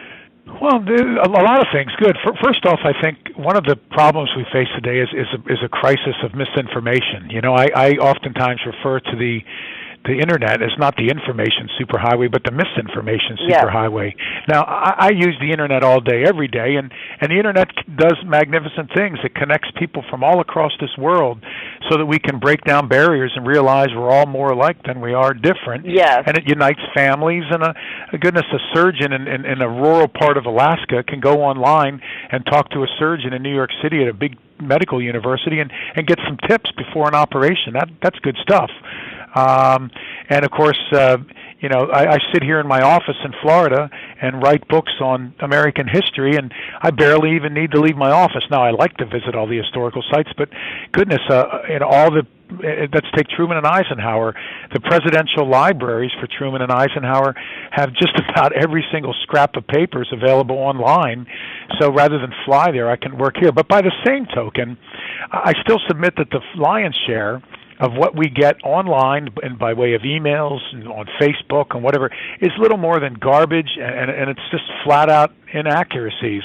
And every day I get people that call me and say, Dr. Watson, goodness, did you know? And then they say something absolutely insane to me, and I go, now, why would you think such a crazy thing? And they say, I got an email, or I saw it online, or I saw it on Facebook.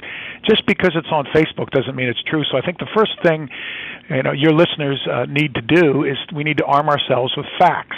And that is, whenever you get an email or you hear something on MSNBC or on Fox, or you get something on a left-wing magazine or right-wing magazine, you need to get another source. You need to, the same way when you go to the doctor, if they give you an opinion, you get a second opinion. You look at two cars before you make a purchase, not just one. So people need to look around and shop around. There are lots of good websites. For example, there's a website on VoteSmart, which gives you the voting records of all members of Congress, irrespective of their party. There's a website called Open Secrets. It tells you where all these politicians get their money and their donations, so we know who's funding them. There's a website called PolitiFact.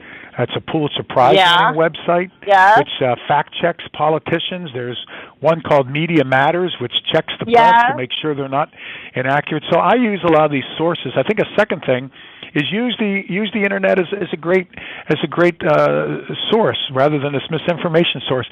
While I'm angry that irresponsible folks spew misinformation, and no matter how misinformed or how angry you are, everyone has a pulpit today, because everyone can just pop off from behind their keyboard and write the most malicious things.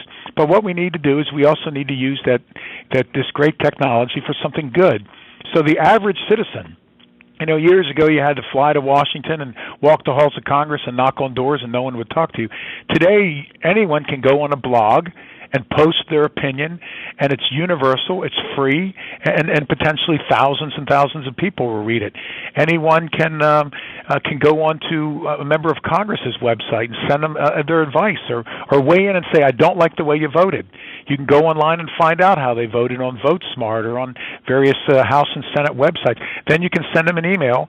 It would take someone 1 minute to find their member of Congress. Just go on House.gov if it's a House member, and Senate.gov if they're in the Senate. Click on members or representatives, and there's a list, and there's their email. And just press reply and send them an email. Tell them you're angry. The one thing politicians will do, they all want to get reelected, and they all want to be popular. So if enough people complain about something, they'll listen. It's just that right now not enough people are complaining. More people bad folks are sending them money, and not enough good folks are holding their feet to the fire. So we need to begin to do things like that. And I guess the last thing I would say, there's many more, but in the sake of time, is we need to we should all band together. If I'm one voice, and I'm saying we need to do something about the fiscal cliff, blah, blah, blah, blah. Well, no one listens. But if I go on your show, now lots of people will hear me. But if I get together with 20 other professors and we start a letter writing campaign and we get hundreds of people to sign in and I send it to members of Congress, now I've got a bigger voice. If I go to a Democratic or a Republican political meeting, if I go to church, if I join a Rotary or Kiwanis, if I go to a civic club and I join with others and we raise our voice, now we're a lot more powerful. If I write a letter to the editor, if I make phone calls. So we band together, increase your numbers, and that's the way that to really get members of Congress to listen. You know, the dominant view is, they don't listen. Well, they don't listen to one person, but believe me, if enough people complain, they will listen because they all want to get reelected. It's just that we're not being smart enough, I think, in terms of, as a public and vigorous enough in weighing in on all these issues. We allow them to get away with too much. We need to hold their feet to the fire. Yeah, they've got us so busy working so much, paying our taxes and stuff. It's hard enough to sit down and go to the bathroom, let alone take time to even... You know this. I mean, you're a professor. Most people have no clue what is really going on in Washington. They don't have time. We don't have time.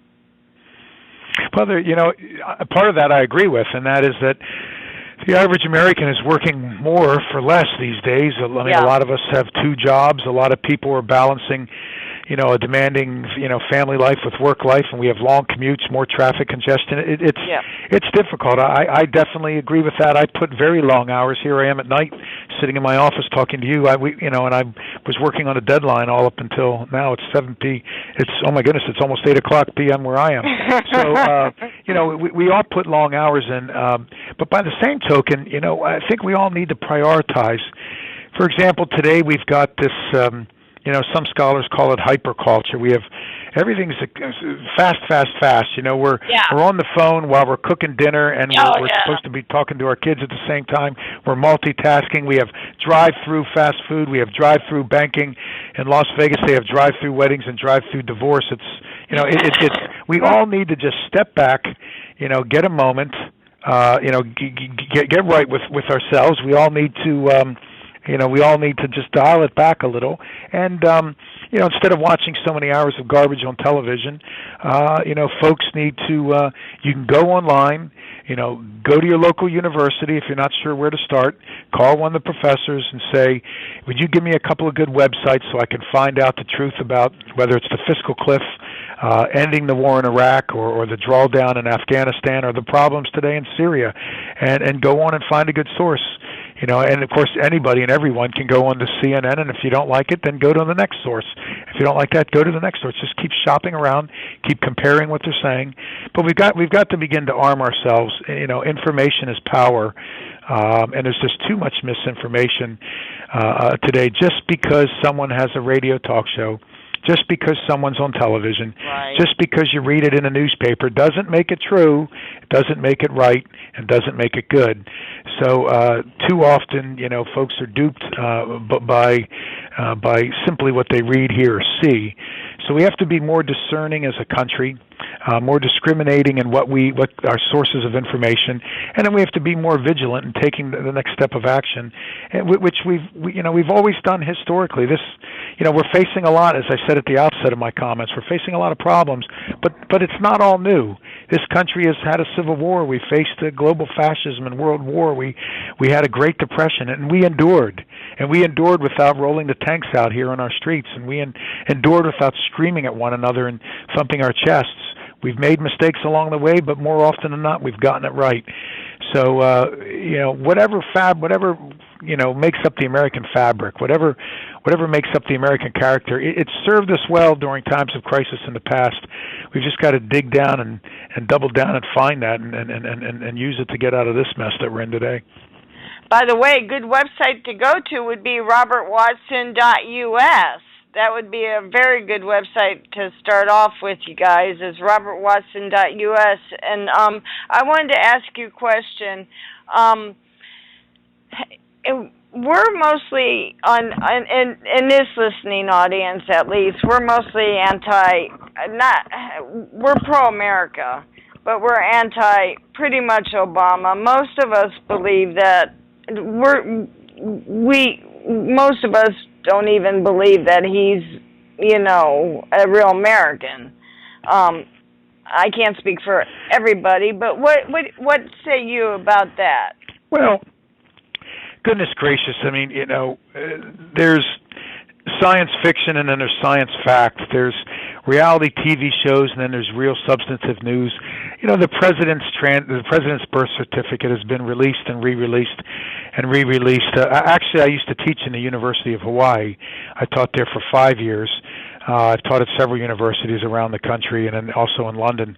But and Linda Lingle was the former mayor of Maui and governor of Hawaii. She was a Republican. She just lost a tight Senate race, but a congressional race. But Linda Lingle even looked at it, confirmed that it was a legitimate birth certificate. You know, so you know, folks that say he's not an American, what evidence do they have? You know, did anybody ask whether George W. was an American or John McCain was an American? Of course all these men were. John McCain was born in Panama.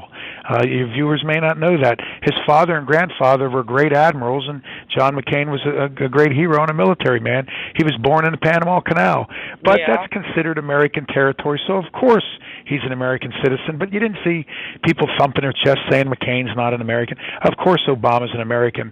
And when I was in Hawaii, right before I left, and I taught at Georgetown briefly, then came down to Florida. My wife has family here.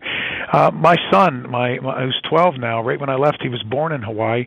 He does not have a birth certificate. He has a certificate of live birth. That's what they call them in Hawaii. Now, is Obama an American? Of course he is. Has Obama made mistakes? Sure he has. So did Reagan. So did George Washington. All presidents do things right.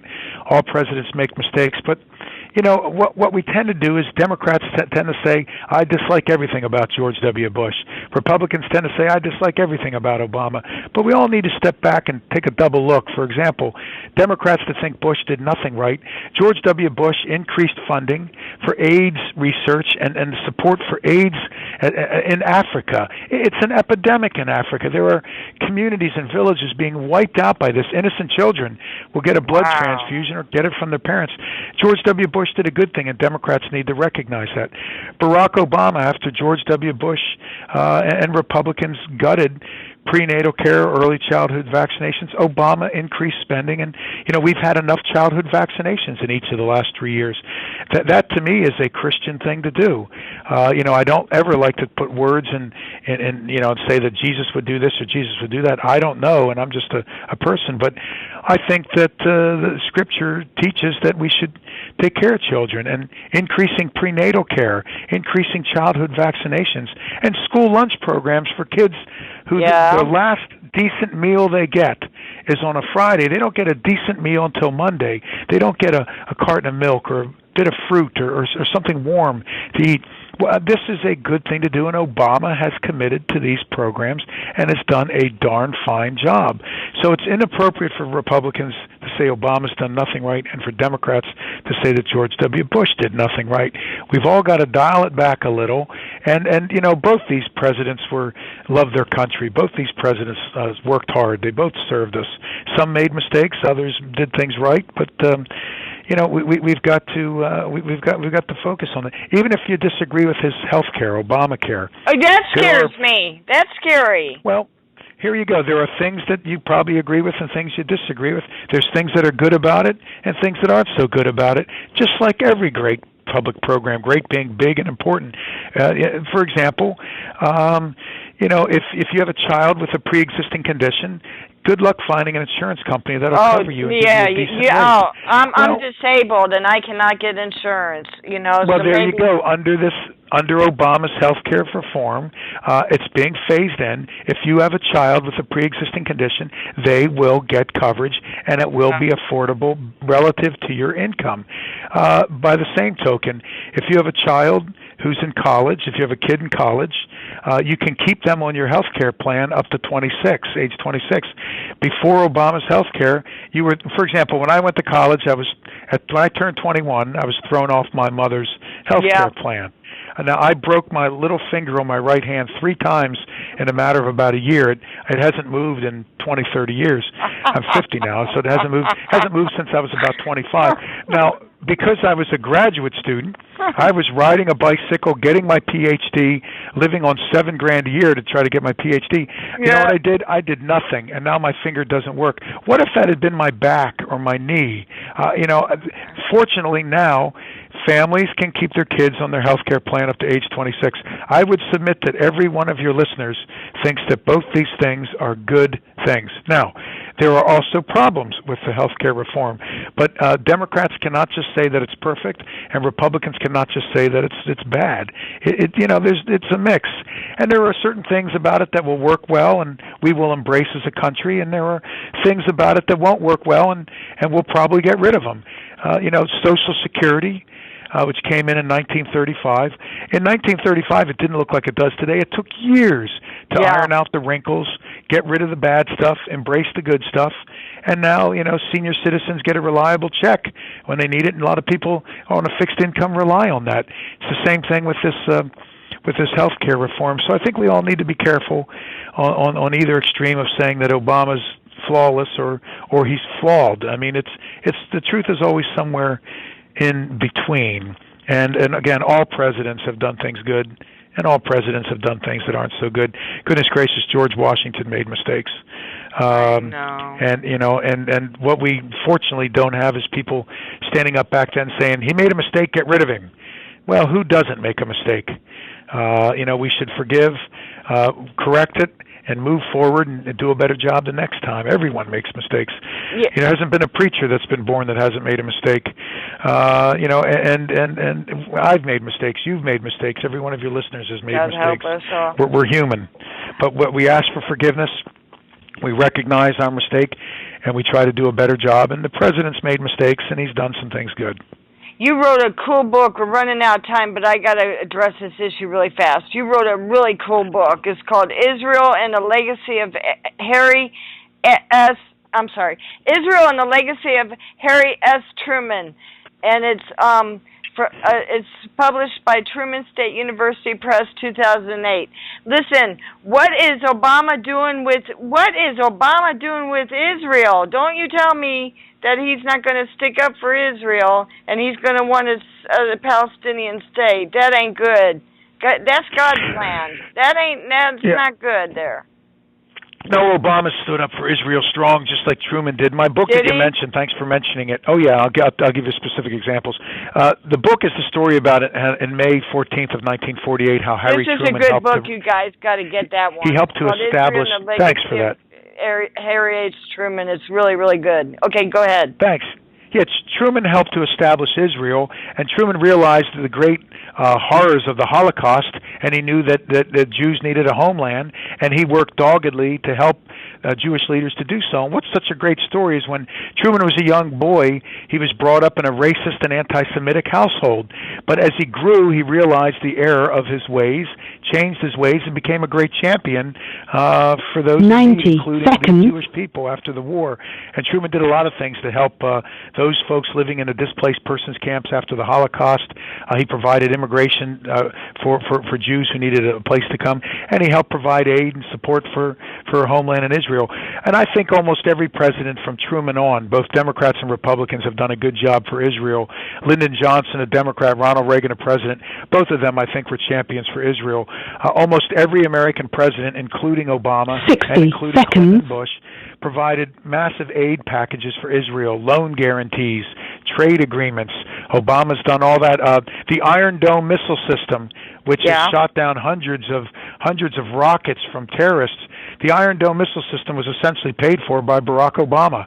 So that's a good thing for Israel, and it's not a Democratic thing, and it's not a Republican thing. It's an American. It's a good thing for an ally.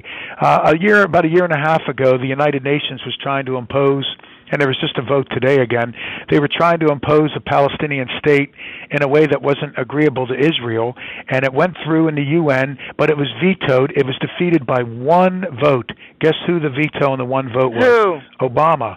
Obama. Wow. He stopped the UN. It was a year and a half ago. Now, I think if George W. Bush had been 10 president, he would seconds. have done it. If Bill Clinton was president, he would have done it. And if McCain or Romney had beaten Obama, they would have done it. So I think all of these leaders deserve credit. But, yeah, so Obama's simply the latest in a long line of presidents that have provided Israel. In fact, the latest loan guarantee Obama provided Israel was to the tune of $3 billion, which allows Israel to get good rates and to be able to buy the type of agricultural products and things that Israel needs to function. And he's also provided a massive national security package that helps the IDF, the Israeli Defense Forces, to equip themselves. And George W. Bush did the same thing before Obama, and Bill Clinton did the same thing before him. Well, that's good news. Yeah, so it's been bipartisan support, but if you listen to folks on both far ends of the spectrum, they say the other party's done a bad job, but both parties have done a good job for Israel. Okay, I got to cut you loose. We're out of time. Dr. Watson, It's my pleasure. Thank you. Go to robertwatson.us.